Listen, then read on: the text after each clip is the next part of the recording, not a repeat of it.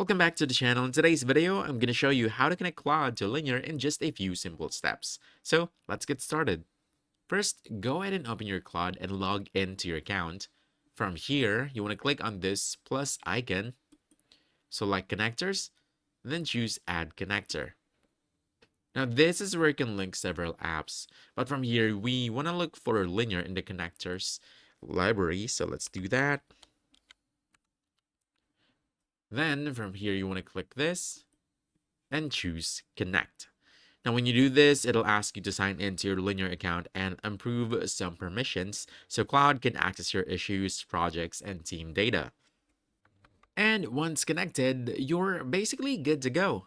Now, instead of manually checking your tasks, you can just ask Claude things like show my current sprint issues or summarize completed tickets or even ask for how many tickets you completed for the day.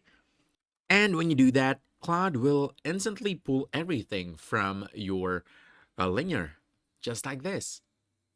Now, if you also want something specific, you can tell Claude exactly which project or sprint to focus on so it stays relevant. And if you ever want to manage access, you just want to go back to here, choose connectors, and from here you can toggle this on or off.